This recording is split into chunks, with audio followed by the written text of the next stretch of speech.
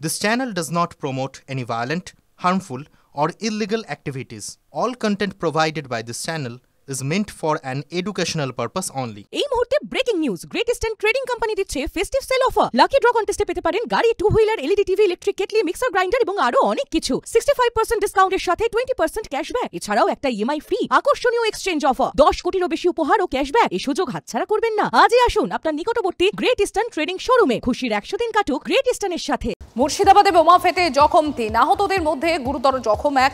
মুর্শিদাবাদের রানীনগর থানার নজরানা নবীর মোড় এলাকার ঘটনা। কৌশিক রয়েছেন আমার সহকর্মী, আমাদের সঙ্গে। কৌশিক, কিভাবে এই বোমা এলো ওখানে, আর কি জানা যাচ্ছে এই বিষয়ে? পুলিশই বা কি বলছে? দেখো, যেটা জানা যাচ্ছে যে রানীনগরের যে নজরানা এলাকা, সেখানে কিন্তু 6-7 জন মিলে বোমা বাঁধার কাজ করছিল। সেই সময় কিন্তু বোমা পেটে যায়। সেখানে 3 জন আহত জখম হয়েছে, তার মধ্যে গুরুতর জখম হয়েছে একজন। তাকে বর্তমানে মুর্শিদাবাদ মেডিকেল হাসপাতালে নিয়ে আসা হয়েছে চিকিৎসার জন্য।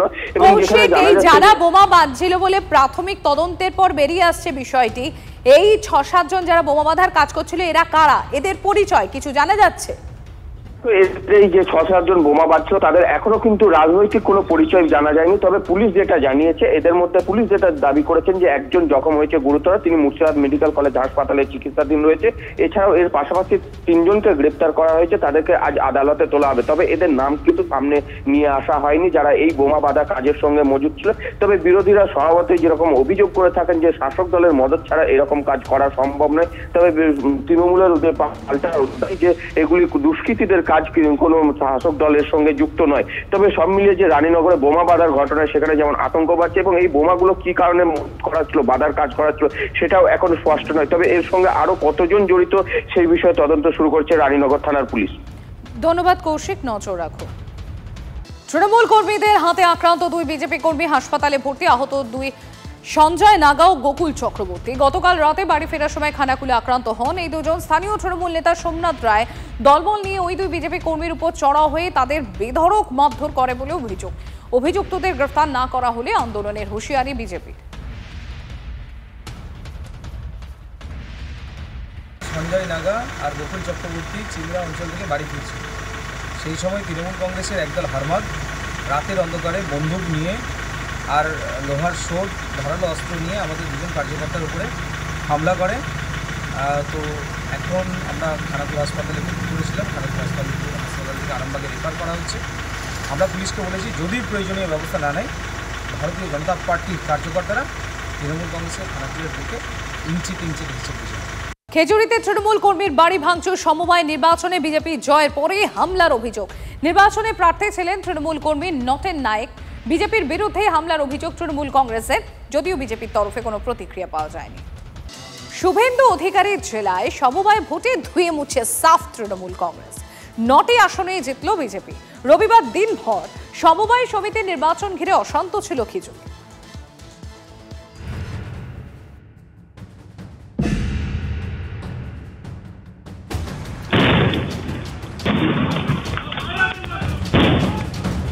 হোক না সাধারণ একটা সমবায় নির্বাচন, তাতে কি ভোট হবে আর বোম পড়বে না, এ বাংলায় তা আবার হয় নাকি? তাই তো সামান্য খেজুরির সমবায় নির্বাচন ঘিরে দিনভর তপ্ত রইল খেজুরি। বিজেপির অভিযোগ, রবিবার ভোর রাত থেকেই তাদের প্রার্থী অমৃত পাত্রর বাড়ি লক্ষ্য করে বোমা ছোড়ে তৃণমূল।